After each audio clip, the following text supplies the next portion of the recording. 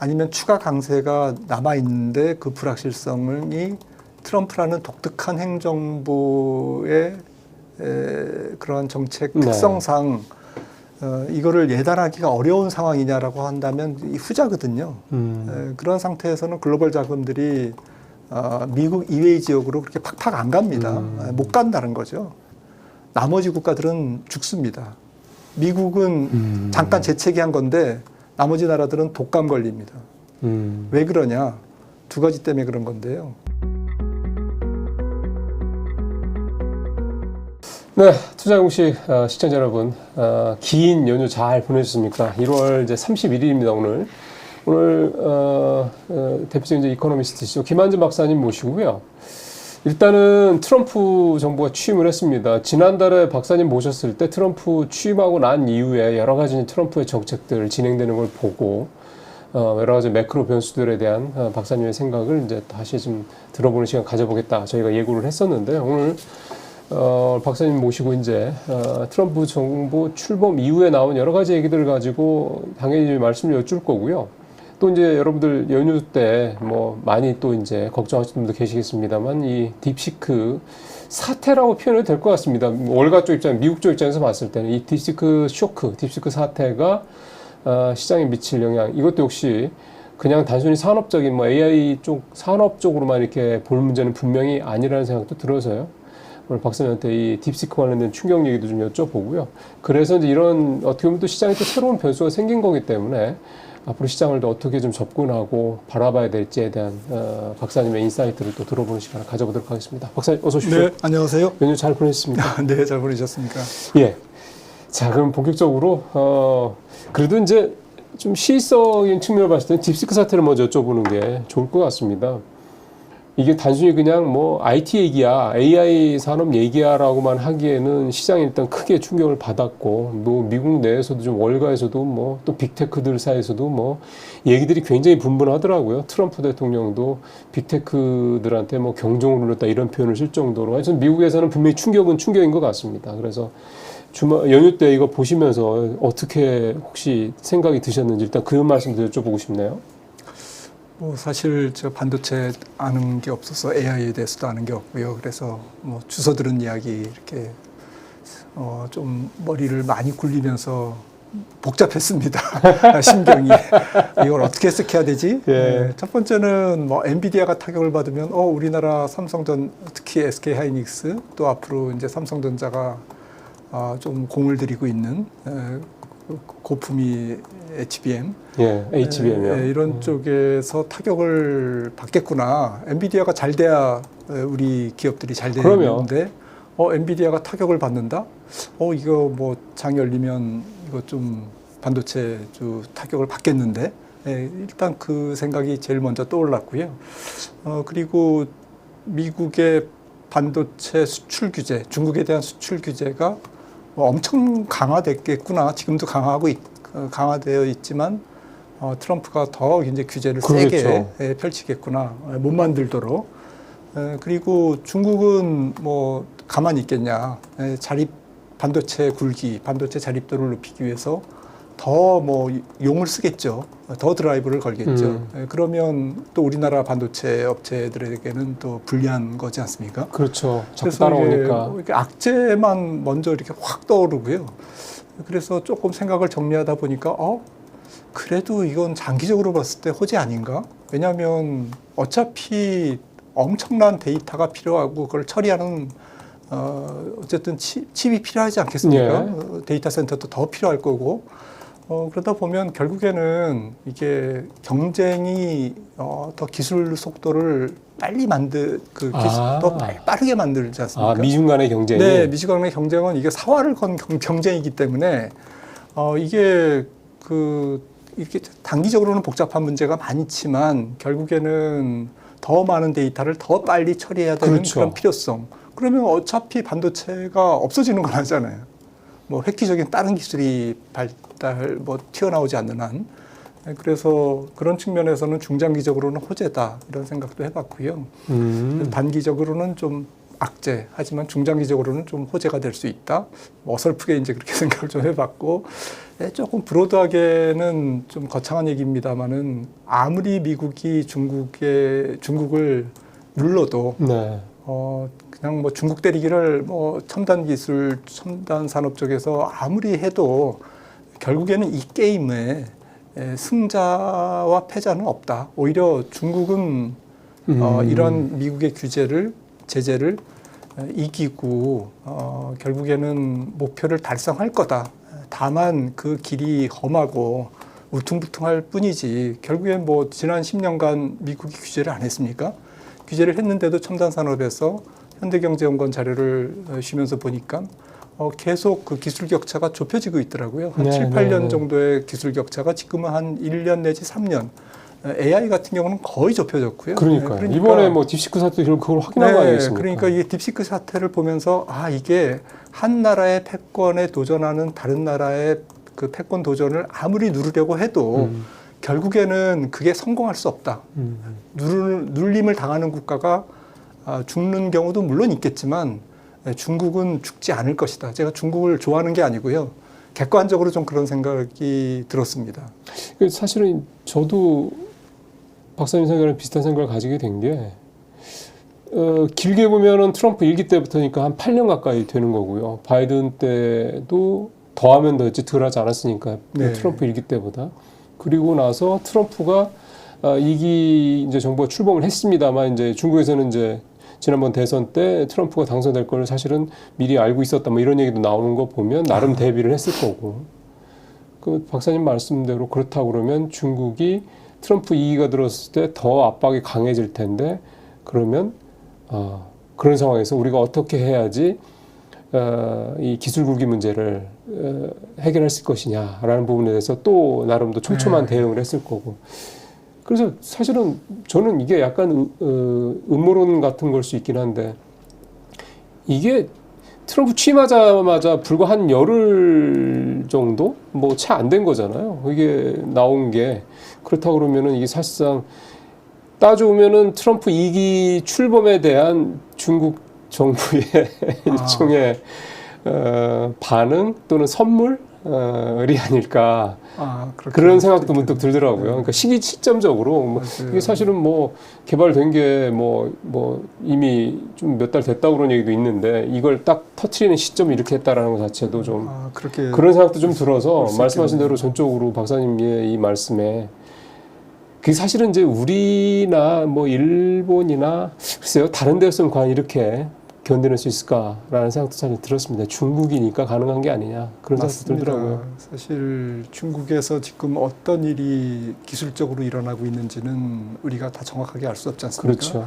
가령 뭐 어젠가요? 사우스 차이나 모닝 포스트 홍콩의 대표적인 경제지죠.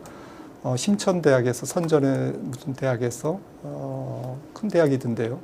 거기서 엔비디아 칩을 받아다가 성능을 800배 증폭시키는 알고리즘을 개발했다.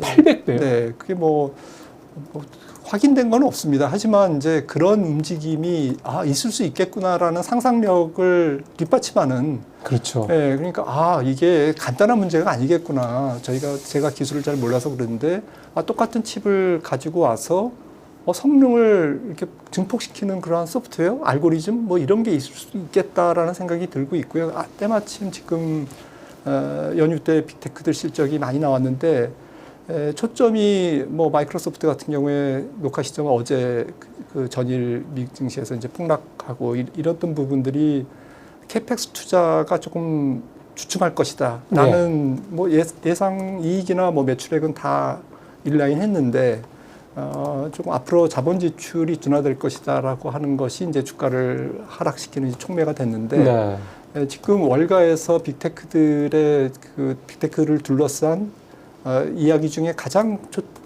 큰 초점은 올해도 작년, 재작년에 이어서 굉장히 좀 그 캐펙스 투자를 자본 지출을 계속 할 거냐.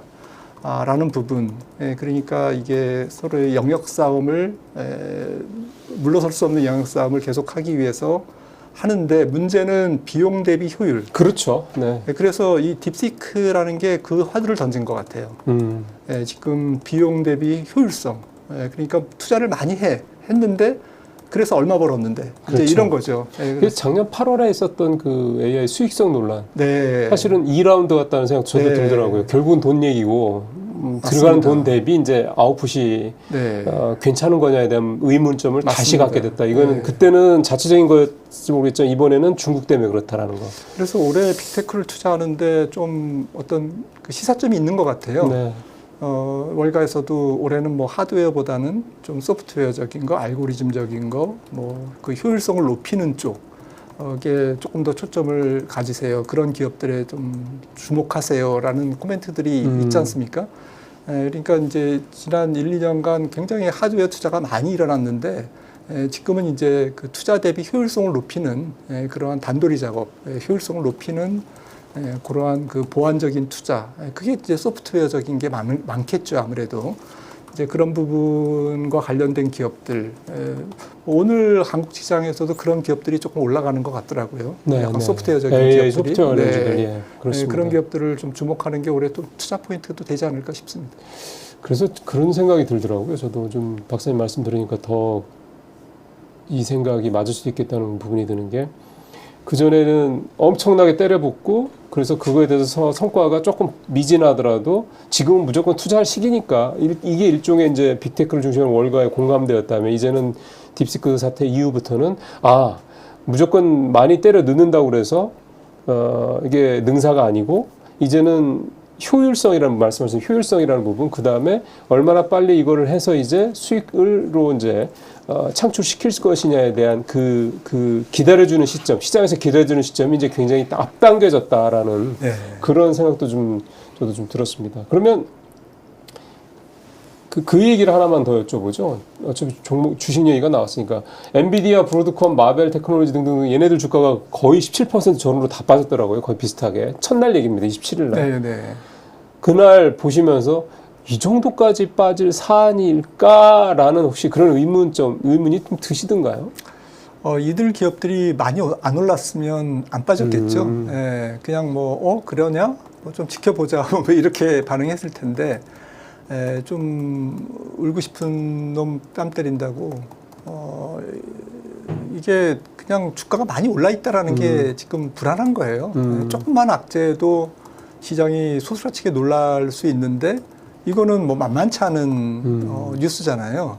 그러니까 기업의 큰 패러다임을 바꿀 수도 있는 게임 체인저가 될 수 있는 일이 믿거나 말거나 어쨌든 발생했기 때문에 일단 주가가 많이 올라가 있다라는 것이 조정의 빌미, 조정의 촉매로 작용했던 거다라고 보고 있고요.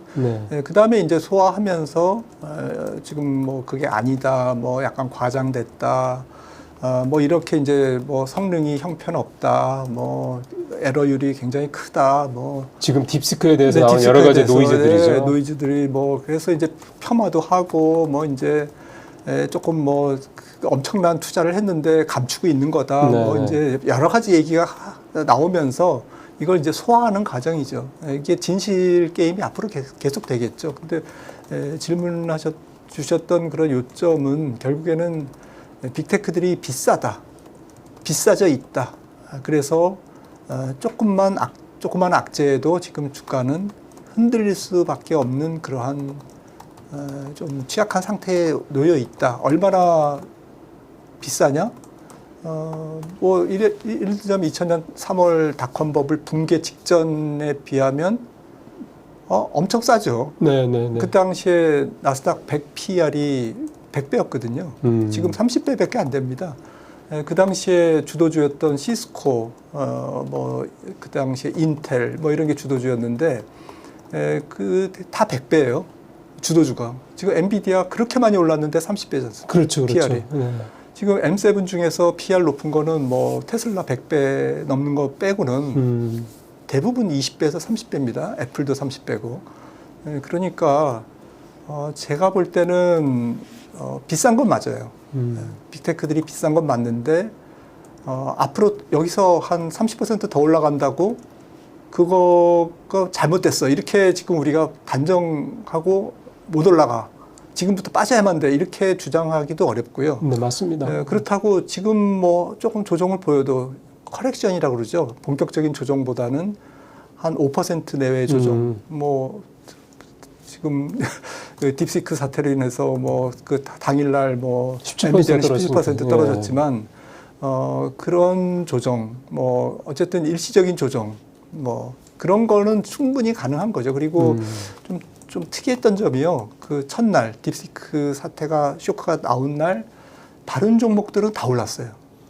그래서 사실은 다우는 플러스였거든요. 네, 다우도 플러스고 예. 490개 종목 중에 거의 다 대부분 올랐고 490개 종목의 이퀄 레이트, 그러니까 동일 가중 지수는 올랐습니다.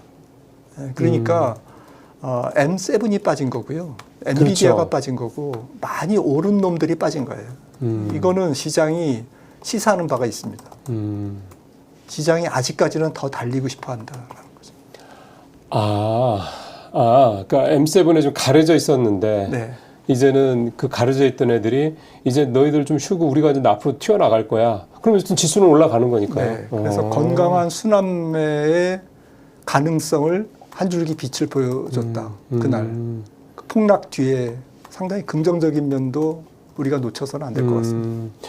사실 이게 지난해 한 해 내내 사실 M7을 중심으로 한 이 기술주들의 어떤 그런 향연에 사실 취해 있었던 거고, 그리고 투자도 사실 대부분은 그런 종목들 중심으로 진행이 됐던 거. 근데 그 외에 나머지 말씀하신 대로 493개의 S&P 500 소속한 나머지 종목도 다 좋은 회사들인데, 그 회사들은 그 사이에도 화려하지는 않지만 뭐 어떻게 보면 이제 무대 뒤에 있겠지만은 차곡차곡 실적들을 쌓아가서 또 좋은 모습을 보였던 종목들이 많았던 거고. 네. 그동안에는 M7 때문에 그런 것들이 하나도 안 보이다가 이제는 이제 그런 것들이 보일 수 있는 시기가 다가오고 있다. 네. 그러면은 이제는 뭔가 투자 전략, 그러니까 미국 얘기긴 합니다만 미국 주식에 대한 투자, 우리 서학개미들의 미국 주식에 대한 투자 전략도 M7에 과도하게 의존되어 있는 거, 심지어 레버리지까지 써가면서 이거에서 조금 벗어날 필요가 있다는 말씀으로 들리나요? 네, M7이나 뭐 조금 폭넓게는 뭐 나스닥 100이나 이런 ETF보다는 조금 더 이제 좀 그 밖에 있는 뭐 필수 소비재, 뭐 지금 유틸리티 뭐 이렇게 뭐 좀 변동성이 큽니다. 유틸리티는 아무튼 뭐 필수 소비재, 유틸리티, 은행, 금융주들, 네, 금융주 또 에너지 이런 부분에서 좀 PR이 상대적으로 착한 그런 종목들이 순환매를 돌 가능성이 높고요. 그래서 이제 물론 이제 전제가 있는 거죠. M7이 대폭락의 시작이라고 우리가 생각한다면 다 팔아야 됩니다. 주도주가 본격적으로 조정을 보이면서 다른 주도주가 바로 바통을 이어받는다. 그거는 이제 우리가 상상하기 어렵기 때문에 만약에 M7이 이제 대세 하락 기간에 들어갔다. 적어도 이제 그러면서 나스닥이 고점 대비 한 10% 이상 하락하는 과정이다라고 한다면 다른 업종이나 종목도 이제 조심해야 되겠지만 그게 아니라 M7이 이제 그래도 어느 정도는 버텨주면서 박스권을 유지한다라고 가정을 했을 때는 나머지 업종들이 올라오면서 지금 M7의 S&P 500대 전체에서의 시가총액 비중이 33%거든요. 그렇죠. 30%가 넘죠. 나머지 70%가 조금 올라오면서 이걸 이제 평활화시키는 스무딩시키는 과정이 있을 거고요.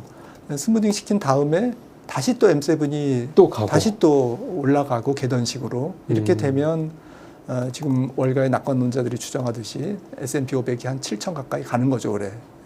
그럼 지금 6,600 이상은. 이번에 급락하기 전에 6천 좀 살짝 넘었으니까 한 1,000포인트 정도 더 올해 올라갈 수 있다. 적어도 뭐 한 10% 이상은 6,600 정도까지는 갈 수 있는 거고요.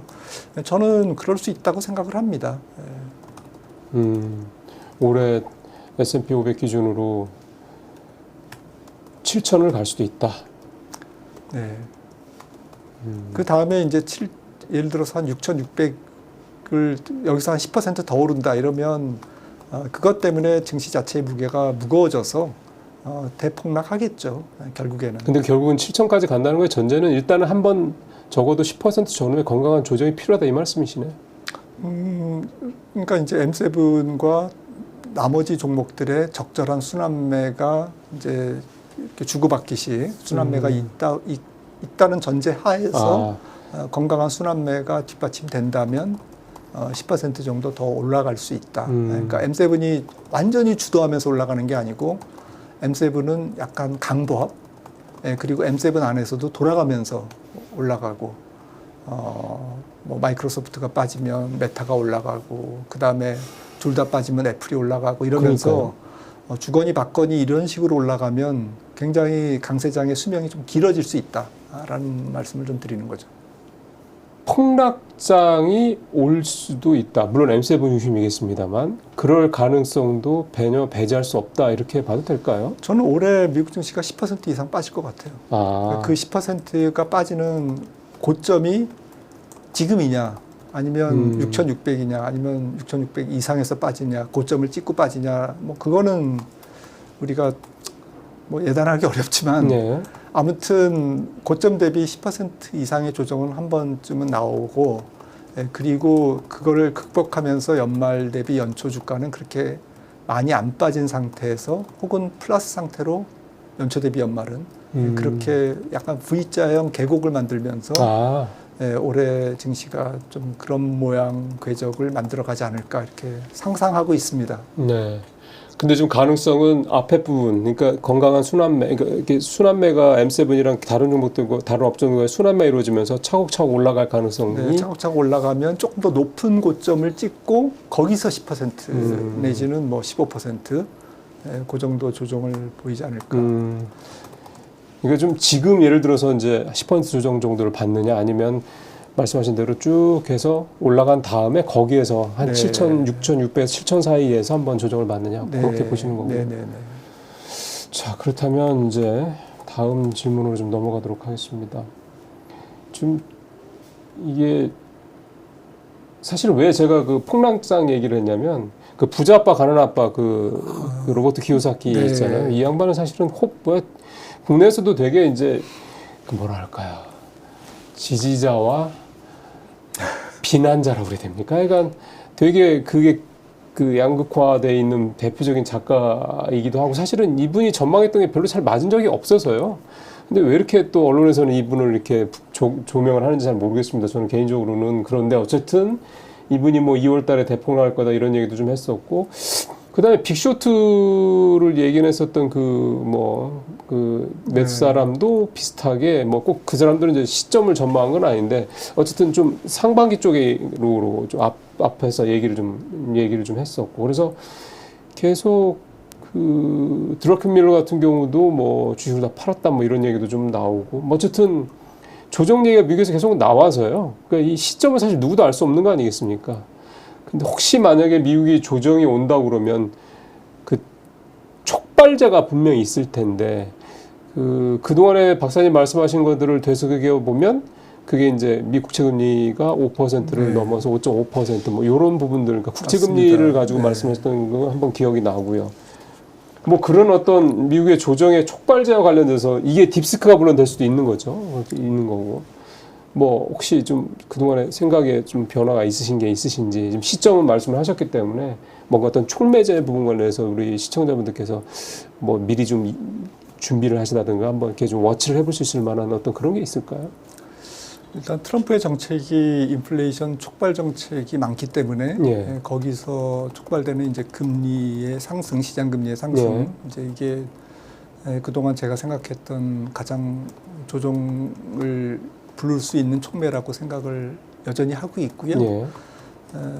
하지만 이제 트럼프 정부가 시장 금리를 그렇게 촉발하는 그런 정책을 무분별하게 쓰지는 않을 것 같아요. 좀 그래요. 왜냐하면 보편관세 얘기도 지금 아직은 대놓고 얘기가 안 나오고 있거든요. 그래서 이분들이 잘 아는 겁니다. 자기네들의 정책이 인플레이션을 촉발하는 정책은 인플레이션을 촉발하는 정책이 앞서 나오고 인플레이션을 누르는 디스인플레이션 정책이 나중에 나오면, 그러니까 뭐 셰일 오일을 계속 양산을 해서 미국 휘발유 가격이 이제 뭐 왕창 떨어지고, 그 다음에 이제 도찌가 정부 효율 부서가 일론 머스크가 이제 뭐 그런 뭐 효율성을 좀 해서 예산을 좀 감축하고 이런 것들이 이제 인플레를 잡는 요인들이잖아요. 이제 이런 것들은 좀 시간이 많이 걸리는 그렇죠, 정책이고 대신에 이제 관세는 바로 이제 나오는 그 인플레이션을 촉발하는 정책이고 이래서 이런 부분에 대해서 많은 고민을 하고 거기에 따라서 이제 관세 정책의 속도 조절, 폭의 조절 이런 것들을 할 것 같습니다. 그래서 이제 시장은 아는 거죠. 아, 그래서 트럼프가 지금 계속 으름장을 놓고 있지만 뭐 당장 2월 1일부터 캐나다, 멕시코 뭐 25% 관세 그거 뻥이야. 뭐 그리고 4월 1일 날 이제 정제된 관세 정책이 나오겠지만 거기에도 이제 보편 관세는 그렇게 크지 않을 거야. 거의 뭐 타겟팅한 보편 관세라고 봐야지 보편적인 관세는 아닐 거야라고 생각을 하고 있고 그다음에 관세율 인상도 굉장히 단계적으로 그렇죠. 조심스럽게 해나갈 거야. 그리고 또 중간재라든지 자본재, 이렇게 부품, 소재 이런 부분 미국의 생활 물가에 직접적으로 영향을 안 주는 부분에서 먼저 하면서 반응을 볼 거야. 뭐 이런 것들이 지금 월가의 관측이고 저희들의 관측인 거죠. 그래서 생각보다는 금리가 그렇게 뭐 5% 바로 넘을 것 같았지만 또 다시 5%를 목전에 두고 다시 내려왔지 않습니까? 많이 떨어졌더라고요. 4.5%. 예. 그래서 지금 4.5%에서 등락한다면 사실은 주가의 조정은 좀 앞서 말씀드렸듯이 올해 뭐 큰 폭의 조정 10% 이상의 조정이 나오더라도 제가 그동안 드린 말씀에 금리 상승발 주가 조정의 그러한 시기는 조금 더 지연될 수밖에 없는 그런 방향으로 가고 있는 것 같습니다. 그래서 조금 더 상승을 여력이 있다. 저는 이제 그렇게 보는 거고요. 당장 국채 금리가 5%를 훌쩍 넘는 그런 상황이 아니기 때문에 그래서 이제 그런 말씀을 드리는 건데 그러면 어떤 촉매가 또 있을까 생각한다면 결국에는 뭐 이렇게 저희들이 뭐 열심히 저 같은 사람이 분석을 해도 결국엔 제일 중요한 것은 어떤 형태로든 주가가 오르는 게 그게 결국에는 주가의 조정의 촉매가 되는 겁니다. 주가가 비싸다는 것만큼 더 큰 악재는 없는 거거든요. 그리고 그거를 굳이 시장의 심리를 표현하면 강세장은 비관론 속에서 탄생해서 회의론 속에서 자라고 낙관론 속에서 꽃을 피워서 도치감 속에서 사라진다. 유명한 존 템플턴 경의 말대로 지금이 강세장을 꽃피우는 낙관론이냐 아니면 지금 조정이 임박한 도치 상태에 있느냐, 유포리아 상태에 있느냐. 그렇죠. 이제 이거를 좀 잘 판단해야 될 것 같은데 시장의 심리죠. 그러니까 대중의 쏠림 이 부분이 아직은 조심스러워요. 그러면은 시장도 굉장히 지금 주가가 과도하게 올라서 조정으로 확 넘어가는 거에 대해서 굉장히 조심스럽게 걱정을 하고 있다 이런 얘기인 거예요. 그래서 부자 아빠나 뭐 예를 들어서 많은 비관론자들 뭐 좀 있으시죠.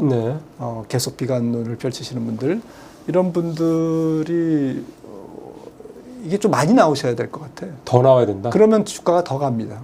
근데 그런 분들이 이제 지금 벌써 이제 곰들이 많이 집에 갔잖아요. 월가에서도 잘렸습니다. 작년에 재작년에 많이 잘리고.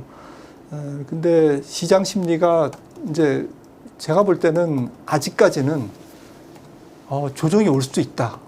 올해 잘못하면 이게 큰일 난다라는 아직은 조심스러운 생각들이 있는 것 같아요.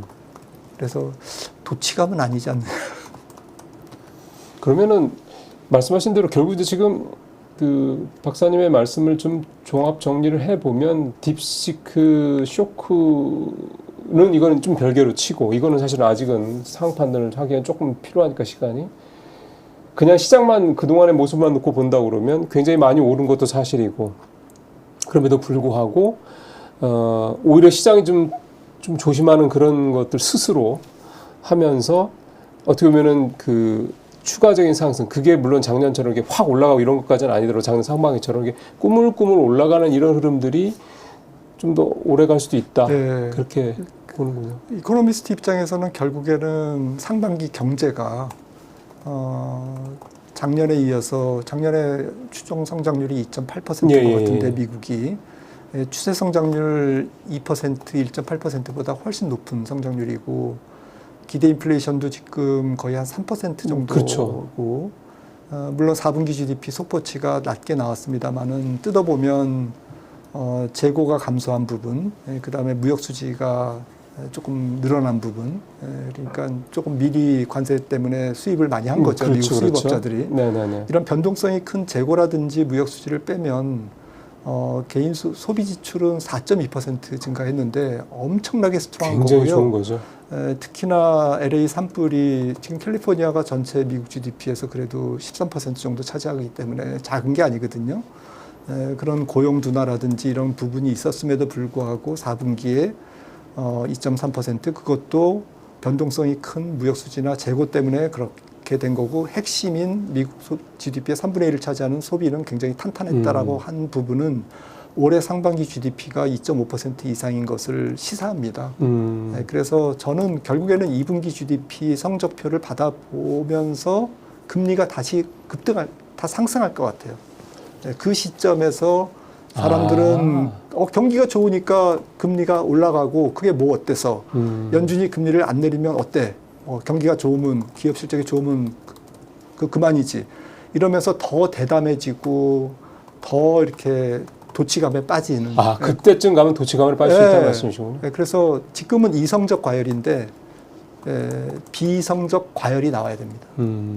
아주 비이성적이고 비논리적 과열이 나와야 되는 거고요. 예를 들자면 비논리적 과열이라는 건 이런 거죠. PR이 M7 PR이 30배인데 이거는 과거보다는 소프트웨어적인 기업들이 많고 굉장히 지금 이익이 증가하는 기업들이 많기 때문에 PR을 더 줘야 돼. 지금 PR보다는 PSR을 봐야 돼. 예를 들자면 그런 식으로 계속 이제 논리를 만들어가는 이제 그런 시점이 있을 거거든요, 올해. 그때는 좀 조심해야 될 것 같아요. 진짜로. 주가도 더 올라가 있고. PR도 S&P 500 PR도 지금 22배가 아니라 21.5배가 아니라 25배나 6배 가 있고. 그때 가면 또 그때 논리를 또 만들 거거든요. 그러겠죠. 그래서 지금 달라다 이번에는 다르다 이런 얘기들을 이제 시장에서 맨날 하잖아요. 특히나 분석가들 전문가들이 만듭니다. 그렇죠. 그래야지 자기도 먹고 사니까. 그러니까 지금은 저는 이게 좀 인상적인 말씀이네요. 지금은 과열은 과열인데 이성적인 과열 상황이다. 시장이 굉장히 조심스러워한다. 조정이 올까봐. 그러면서 이제 상황이고, 근데 정말로 이제 소위 말해서 폭락이라는 표현을 쓸 정도의 그런 10에 15% 이상의 그런 조정이 오려면 지금보다 더 미국 경제에 대한 자신감, 그다음에 주가가 더 올라갈 거라는 것에 대한 자신감, 심지어 금리가 올라도 당연한 거 아니야라고 생각하는 어떤 그런 자신감들이 막 만연해 있을 때가 돼야 될 거다. 그런 부분들을 한번 보시죠. 지금 요 딥시크 사태가 그런 거를 더 사실은 조금 완화시키는 듯한 현재까지 상황은 그런데요. 이러다 또 이제 확 또 어떤 내러티브가 그것 때문에 오히려 더 AI 산업이 더 발전이 더 빨라질 거고 더 효율화될 거다는 식으로 가서 또 수요가 다시 폭발한다고 그러면 또 모를 수도 있죠. 어쨌든 참 이게 전망을 한다는 건 어려운 건데요. 그래도 좀 박사님 말씀을 듣고 나니까 지금 현재 상황에 대해서 조금 더 객관적으로 바라볼 수 있게 되는 그런 생각이 좀 듭니다. 그러면 딥시크 사태 이제 마무리를 하는 질문은 아무래도 요걸 드려야 될 것 같습니다. 그래서 우리 반도체주, 우리 주시장은 어떻게 될 것 같으냐. 이제 아마 이 부분을 관심 있어 하실 것 같은데, 예를 들어 지금 1월 31일 기준으로 오전에 SK하이닉스가 11%인가요? 약간 10% 넘게 떨어지다가 한 7, 8%대로 좀 줄기는 하더라고요. 그러면은 이제 그래도 어쨌든 굉장히 크게 떨어지는 거긴 한데, 이렇게 해서 며칠 떨어져서 예를 들어서 지금 20만 원, 1, 2만 원대까지 갔던 게 다시 5, 6만 원대까지 떨어진다. 그럼 다시 이제 SK하이닉스를 사야 된다든가, 이렇게 저가 매수를 지금 반도체나 소부장주들을 해야 된다라든가, 이런 부분들은 어떻게 좀 접근하면 좋을까요? 저는 조금 큰 관점에서 보면 미국 증시가 살아있는 과정에서는 악재가 좀 소화되지 않을까. 악재를 소화하면서 그래도 주도주니까요, SK하이닉스가. 그래서 예를 들어서 오늘 31일 기준으로 전력주도 많이 빠지고 관련주들이 또 소부장도 많이 빠지고 하는데, 이러한 그 기존의 주도주들이 저는 그래도 미국장이 여기서 좀 추가적인 상승이 있다면 결국에는 극복할 거다. 뭐 어떤 논리로든 극복을 할 거다라고 믿고 있고요. 그리고 작년에 우리 증시가 뭐 미국보다 굉장히 안 좋았기 때문에 네. 해외 증시보다 뭐 미국뿐만 아니라 뭐 모든 증시에 비해서 다 열등생이었기 때문에 올해는 그래도 좀 악재에 대한 맷집이 조금 더 강하고 예. 상대적으로 다른 주가가 빠질 때는 적게 빠지고 올라갈 때는 조금 비슷하게 혹은 더 올라가 주지 않을까라는 좀 낙관적인 생각을 하고 있고요. 하지만 이제 앞서 말씀 나눈 대로 미국 증시가 본격적인 뭐 10% 이상 조정이 나온다면 우리 증시도 무사하지 않겠죠. 그렇죠, 그렇죠. 네. 조금 덜 빠질 수 있다라는 거지 이제 안 빠진다라는 우리가 보기는 어렵지 않습니까?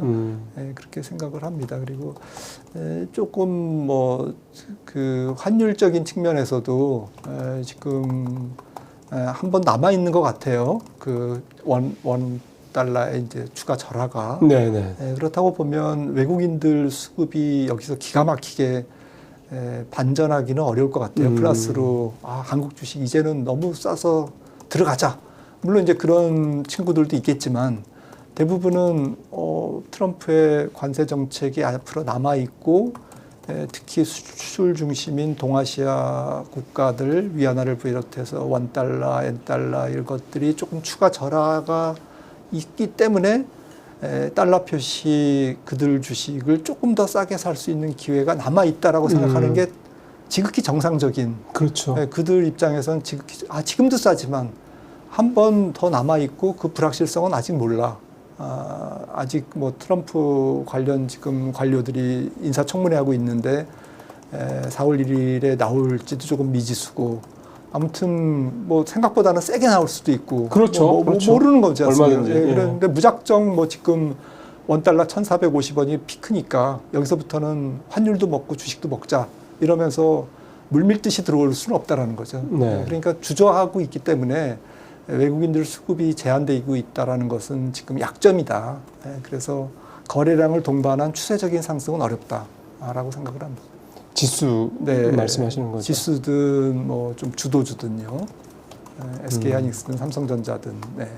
그래서 올해 전체적으로 한국 시장은 좀 박스권으로 일단 예상을 하고 철저하게 종목 섹터별로 업종별로 대응을 뭐 항상 그렇습니다만은 특히 올해는 너무 좋은 업종과 나쁜 업종이 너무 극명하게 그렇죠.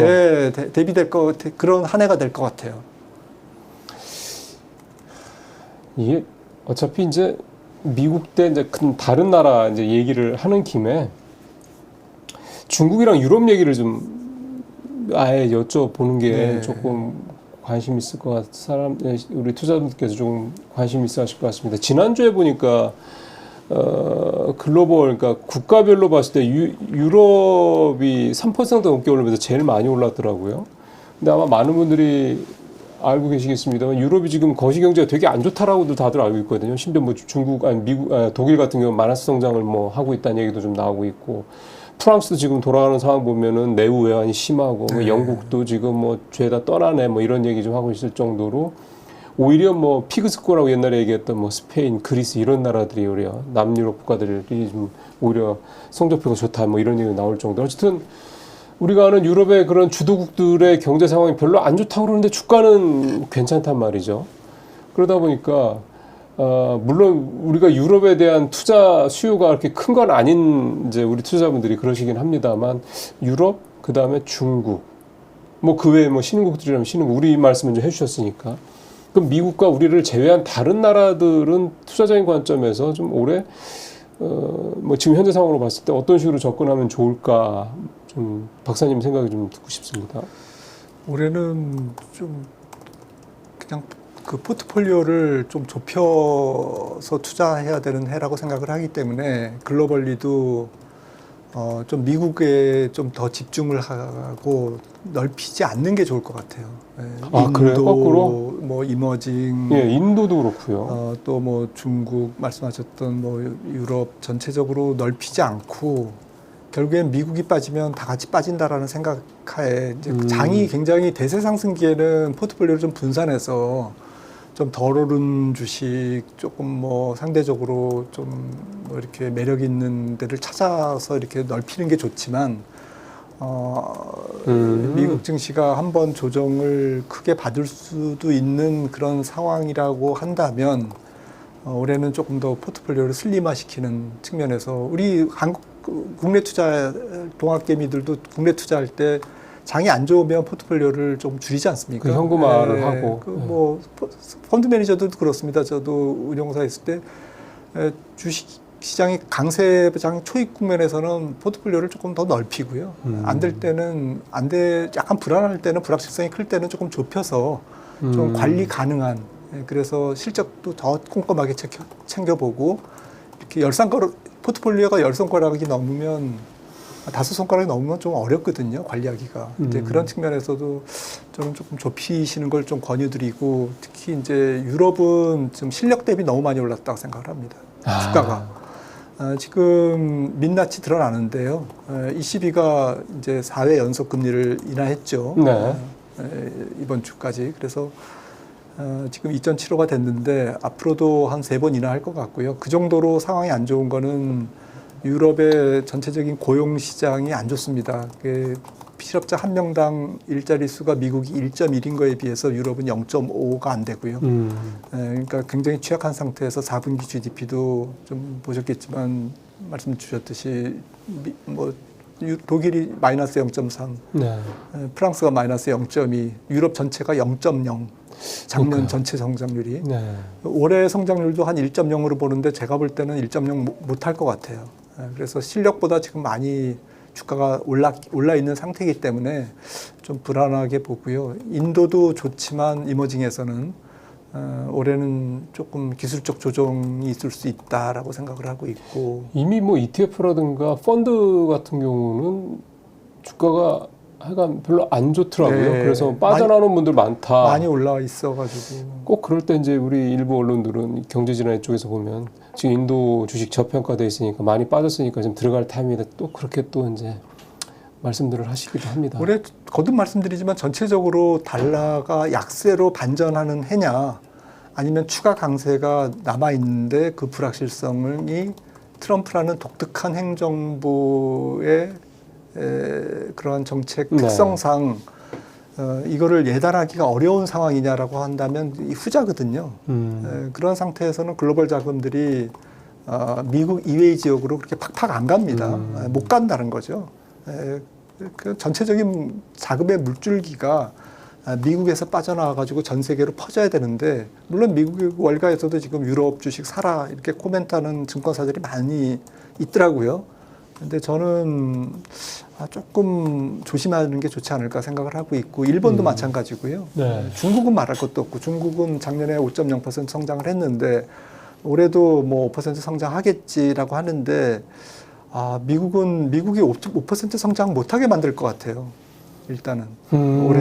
그리고 지금 중국에서 일어나는 이 부채 조정 문제가 조금은 더 심각한 수준이에요. 제가 볼 때는. 그러니까 이게 작년 정도로 끝난 문제가 아닙니다. 지금 1억 채가 넘는 빈집, 그 다음에 지방정부 부채 문제, 또 지방정부가 보증한 LGFB, 그 특수목적사업법인이 진 그 기업 부채, 이런 부분들이 그 도처에 깔려 있고요. 한 가지 더 말씀드리면, 올해 만약에 미국 주가가 빠지고 미국 경제가 생각보다 저조하다. 뭐 2.5% 성장할 걸로 알고 있었는데 미국이 2.0% 성장한다. 그럼 2.0%는 미국으로 봐서는 기대치보다는 못 미치지만 굉장히 괜찮은. 굉장히 좋은 거죠. 작년 대비로는 나쁘지만. 만약에 그 정도로 성장한다. 2.0% 숫자를 말씀드리는 게 아니라 그 정도의 분위기, 기대치에 못 미치는, 하지만 추세 성장률은 웃도는 그런 성장률을 보인다 그러면 나머지 국가들은 죽습니다. 미국은 잠깐 재채기한 건데 나머지 나라들은 독감 걸립니다. 왜 그러냐? 두 가지 때문에 그런 건데요. 첫 번째는 수요가 위축되는데 이게 전체적으로 자유무역에서 보호무역주의로 선행하는 그 초년도 본격적인 전환의 해가 올해이기 때문에 세계 교육이 쭈그러들거든요. 그래서 수출로 먹고 사는 국가들은 굉장히 고통스러울 수밖에 없다라는 거고, 두 번째는 이 수요가 위축됐을 때 생기는 부분이 부채 조정이 굉장히 힘들어질 수 있다는 그렇죠. 거죠. 버는 게 없으니까. 네, 전 세계 부채가 지금 많이 쌓여 있지 않습니까? 네. 정부 부채만 해도 GDP 대비 전 세계 정부 부채 비율이 코로나19 때 한 2년간에 10%포인트가 점프업했어요. 그다음에 전 세계 기업 부채의 만기가 채권 발행, 회사채 발행하고 대출 합친 겁니다. 네. 이게 제일 많이 도래하는 해가 올해입니다. 이거는 언제 땡겼던 빚이냐? 거의 제로금리 때 땡겼던 빚. 5년 전에. 이게 지금 돌아오는데 수요가 위축된다는 것은 기업들이 캐시플로우가 줄어든다는 얘기고, 정부는 세수 세출이 재정수 적자가 더 커진다는 얘기고, 이게 정부든 기업이든 캐시플로우가 쫄리는데 부채 만기가 최대로 많이 돌아오는 해가 올해야. 이러면 미국 경제가 위축되는 걸로 끝나지 않고요. 미국 경제가 위축되니까 다른 나라 주식 사야지, 이렇게 생각할 수 있는 거시 환경이 절대 아니라는 거죠. 매크로에서 절대라는 표현을 쓰면 안 됩니다. 죄송합니다. 네. 지금 그렇게만 말씀을 들으면 미국이 계속 좋아야 되네요. 미우나 고우나 미국이 좋아야 되는데, 좋으면 또 좋은 대로 문제가 있어요.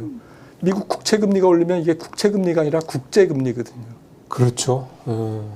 이게 채권 시장이 다 전 세계가 통해 있기 때문에 이게 국제금리가 되고, 미국 경제가 더 좋으면 미국 금리가 올라가기 때문에 달러가 강세고 다른 나라의 환율은 약세면서 되고. 이 국제금리의 상승이 더 나머지 미국이 제외한 나머지 국가의 시장 금리를 더 올리는, 그러면 약간은 뭐 수요 측면에서는 긍정적이겠지만 국제 금리의 상승으로 인한 압박은 더 커지는 거죠. 환율 절하 압력도 크고요. 그래서 미국이 적당히 해줘야 됩니다, 올해. 이게 자꾸 트럼프한테 절절 맬 수밖에 없는 그런, 이게 참 상황이 될 수밖에 없는 그런, 참 이게 너트크래커라는 말이 오랜만에 생각이 나네요. 이게 그렇습니다. 이렇다고 저러지도 못하고. 네. 그렇다고 해서 우리가 뭐 완전히 미국 쪽에다가 줄을 서서, 이제 우린 중국은 우리의 적국에 이럴 수도 없는 입장이고, 우리는 절대 안 되는 거고요. 참 이런 중차된 시기에 뭐 이런 정치적 불확실성이 해소가 아직도 안 되고 있으니 참 걱정스럽다는 생각이 좀 듭니다. 네, 안타깝죠. 예. 그 혹시 지금 말씀하셨던 이런 좀, 이건 사실 조금 부정적인 우려되는 시나리오였고, 이거에 혹시 파월 의장하고 트럼프 간의 이 약간의 뭐 이 갈등 양상, 이것도 사실은 겉으로 보여지는 걸 그들이 믿어야 될지 사실 저 같은 사람들은 좀 모르겠습니다만, 이게 그러니까 추가적인 변수가 될까요? 아니면은 이제 연준 문제는 올해는 크게 우려를 하지 않아도 될까요? 결론적으로 저는 연준 문제는 크게 우려하지 않아도 될 거라고 생각하고요. 앞서도 연준이 금리를 뭐 그렇게 못 내릴 것 같은 뉘앙스를 말씀을 드렸는데, 그럼에도 불구하고 그게 시장의 악재냐? 경제가 좋으니까 못 맞습니다. 내리는 거니까 시장은 약간 투정은 부리겠지만, 그걸로 인해서 연준이 못 내린다고 그걸로 인해서 주가가 빠지고 이럴 리는 없을 거라는 거죠. 못 내리는 이유가 경제가 좋고 기업 실적이 좋기 때문에 못 내리는 거고, 만약에 내린다면 생각보다 한 번 내릴 것 같은데 두 번 내린다, 세 번 내린다, 이거는 경제가 안 좋기 때문에 내리는 거고, 특히나 그렇죠. 주식시장이 아마 10% 이상 조정 보이면 연준은 반드시 내릴 겁니다. 왜냐하면은 지금은 뭐 주식시장의 경제에 대한 영향력이 커져 있기 때문에 뭐 잘 아시지 않습니까? 뭐 그 연금 같은 경우에 미국이 주식 비중이 50% 넘고 퇴직자들의 소비에 가장 결정적인 영향을 미치고 하기 때문에 주가 조정은 빅테크들, 특히 빅테크들의 자본 지출, 캐펙스를 하락시키고요, 둔화시키고, 그다음에 소비 심리를 위축시키고, 또 기대 인플레이션을 꺾어놓고 실질적으로 고용을 나쁘게 만들고 고용 시장을 쉽게 만들고, 그렇기 때문에 연준이 금리를 안 내릴 이유가 없는 거죠. 그래서 그 폭발이 주가 하락으로 있기 때문에 주가는 계속 올라가면서 연준은 생각보다 금리를 더 많이 내리기를 바라는 것은 뭐 모순된 그런 거잖아요. 거죠. 예, 예. 그게 시장에서는 네. 걱정하는 거고. 트럼프와 백악관과 연준의 갈등은 계속될 거는 같아요. 아무래도 연준은 전통적으로 중앙은행들이 다 그렇지 않습니까? 전문 용어로 본조가 있는 거고요. 조금 풀어줘요. 독립성이죠. 독립성이 또 그게 맞는 거고요. 과거 중세 시대 때 항상 그 절대 군주가 화폐를 많이 찍어서 결국에는 엄청난 인플레이션을 만들고 그게 이제 결국에는 제국의 몰락을 가져왔다라는 것은 우리가 역사적으로 다 알고 있지 않습니까? 트럼프는 이제 군주 행세를 하려고 하기 때문에 연준을 자기 통제 아래에 놓고 싶어 하는 거죠. 굉장히 위험한 발상이고, 아마 그런데 그렇게 계속 행동을 할 겁니다. 하지만 백악관이 통제 못하는 것은 결국에는 정책금리가 아니라 시장금리죠. 그렇죠. 이게 보이지 않는 시장의 손이고요. 갈등은 계속 될 것 같습니다. 근데 이번 FOMC 기자회견에서 기자분들이 이제 질문을 했지 않습니까? 그래서 뭐 트럼프가 전화했냐, 무슨 얘기 들었냐 그랬더니 뭐 대통령에 대해서는 어쨌든 들은 바도 없고 그 얘기는 뭐 하지 않겠다라고 하면서 살짝 그 규제 얘기를 했어요. 왜냐하면은 트럼프가 그 발언을 그 전에 발언한 게 연준이 인플레이션을 잘 못 잡았다. 네, 맞아요. 두 번째는 이제 쓸데없는 규제를 하고 있다라고 이제 두 번째에 대해서 약간 화답식으로 FOMC 기자회견에서 기자의 질문에 연준은 쓸데없이 좀 과도한 규제를 해서 이런 그 혁신적이고 창의적인 그런 민간의 경제 활동이 위축되는 그런 행동을 하지 않는다라고 이제 강력하게 선을 반박을 한 그었습니다. 거네요. 네, 그래서 일종의 트럼프의 요청, 규제하지 마라는 거에 대해서 이제 좀 화답을 한 걸로 보입니다. 그거는 이제 들어줄게. 우리도 그렇게 생각하고 있었어.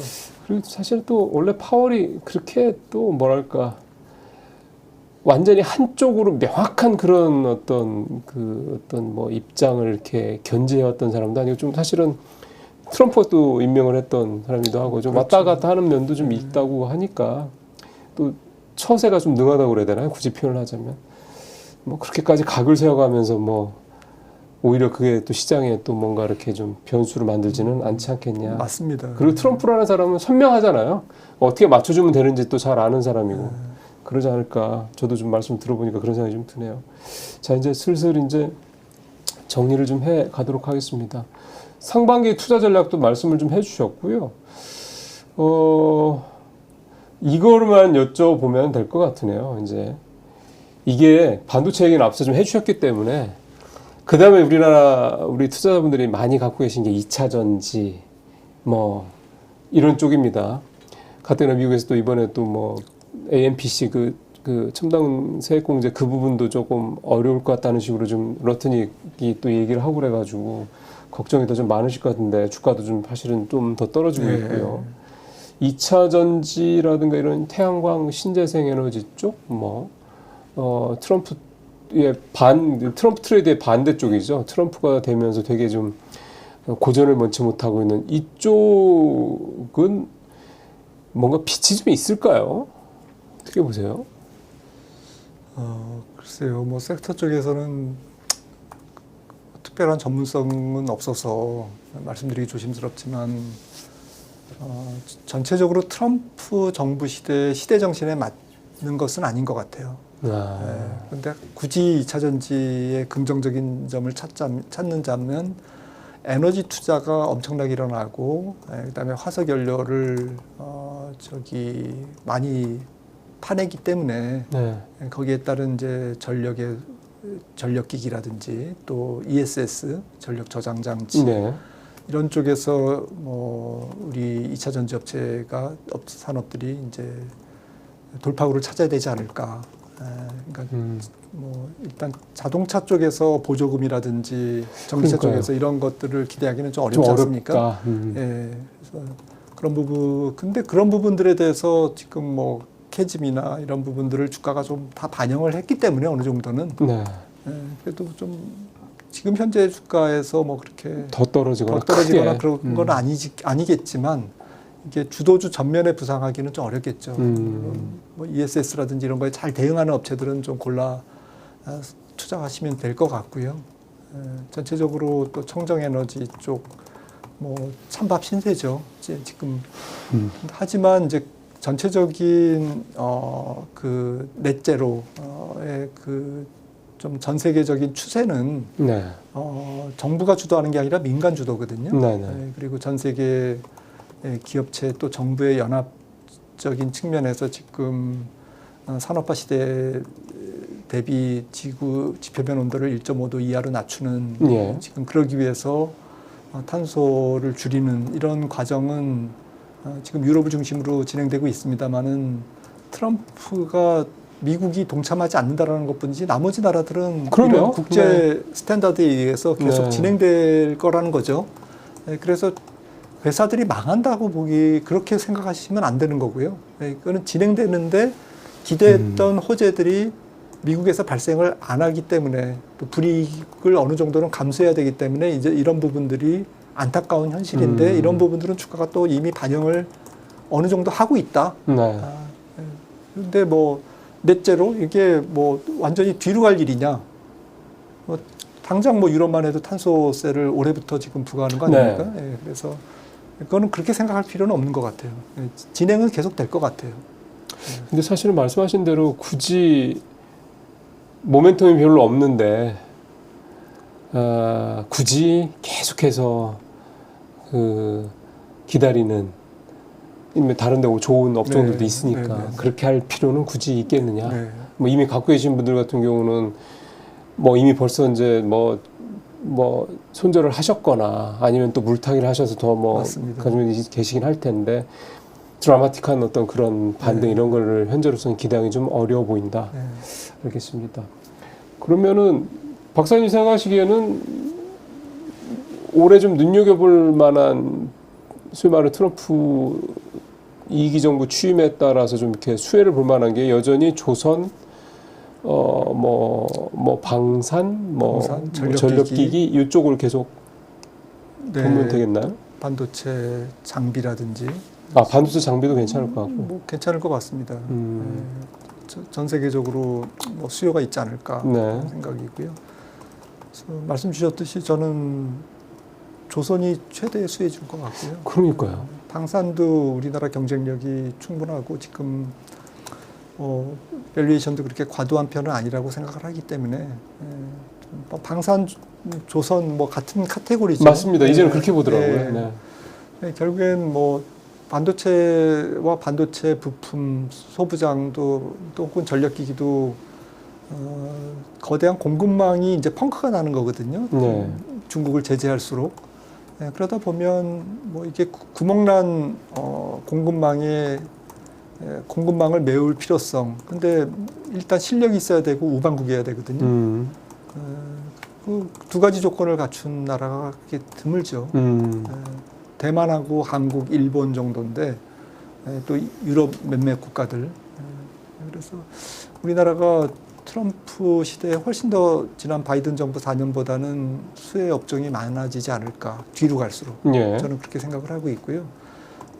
지금 B2C도 조금 올해 또 조금 많은 좋은 종목들이 튀어나올 것 같아요. 옛날에 삼양식품 같은 경우도 지금 많이 올라 있지만 그러한 B2C 기업들 좀 수요가 적어서 그렇습니다만은 그래도 종목 발굴을 잘한다면 B2C 그다음에 말씀드린 게 이제 B2B 내지는 이제 B2G 그런 거죠. 거버먼트인데 특히 B2G가 이제 조금 기대해 볼 만한 거죠 우리나라 올해. 그러니까 예를 들어 뭐 대표적으로 전력기기나 이런 건 대부분 다 정부 아니면 지자체로 들어가는 거니까. 알겠습니다.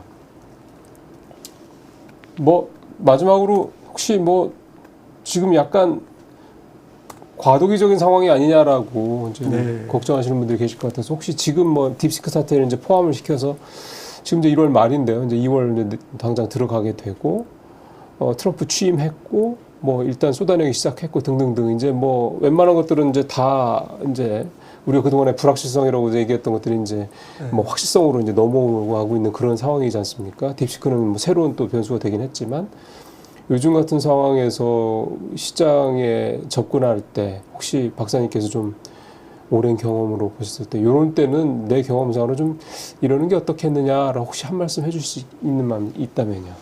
주식시장의 계절로 보면 지금이 이제 가을인 것 같아요. 그래서 겨울을 아무튼 준비해야 되는 그런 기간이기 때문에. 근데 겨울은 가을처럼 길진 않습니다. 그렇죠. 항상. 네.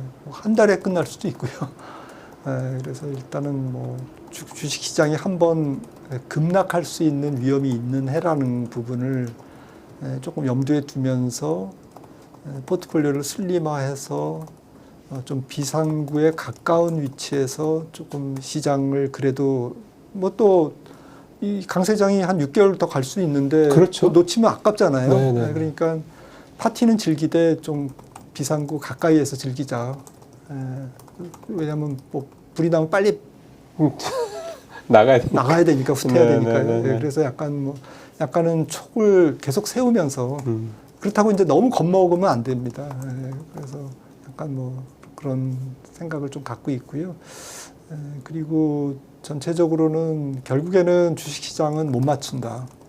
고점 그리고 또 특히 조정의 시점을 정확하게 맞출 수 있는 사람은 아무도 그럼요. 없다. 예. 결국에는 올해야말로 톱다운 분석보다는 버텀업으로 종목으로 조정이 나와도 물론 조정이 세게 들어오면 무사한 종목은 없겠지만 네. 좋은 종목은 그때 또 사면 되거든요. 맞습니다. 더 이렇게 물타면 되는 거니까 올라가면 올라가는 대로 떨어지면 떨어지는 대로 대응할 수 있는 조금 핵심 정말 전략 종목을 골라서 너무 복잡한 매크로에 너무 이렇게 신경 쓰지 마시는 게 올해는 버텀업 전략이 훨씬 더 중요한 해가 아닐까라고 생각을 개인적으로도 하고 있습니다. 네, 그렇게 대응하고 있습니다, 저도. 박사님도요. 네. 네. 알겠습니다. 사실은 이제 이코노미스트로 30년 넘게 활동을 해오신 김 박사님한테 사실은 저희 같은 유튜브에서 드리는 질문이 조금 이제 격에 안 맞을 수도 있습니다. 아닙니다. 사실은 좀 자극적인 이런 것들을 원하기 때문에 박사님을 계속 모시는 이유도 그런 얘기들은 저희 말고도 들을 수 있는데 많으시거든요. 굳이 뭐 저기까지 그렇게 자극적인 사실은 별로 이제 잘 맞지도 않는 그런 전망을 굳이 하는 것보다는 좀 더 한 걸음 떨어져서 좀 더 위에서 이렇게 조망을 하는 그런 말씀을 좀 듣고 싶어서 계속 좀 저희가 고정적으로 좀 모시고 있는 거고요. 여러분들께서 요즘처럼 조금 이제 마음이 이렇게 스산할 때, 이거 도대체 아주 나쁜 것도 아니고 그렇다고 좋은 것 같지도 않고 그렇게 좀 그럴 때 박사님이 오랜 경험에서 나온 이런 말씀들을 좀 잘 한번 좋은 참고로 삼으시면 도움이 되지 않을까 생각이 좀 듭니다. 자, 오늘 여기서 이제 김한주 박사님을 마치도록 하겠습니다. 박사님 말씀 잘 듣습니다. 고맙습니다. 네, 감사합니다.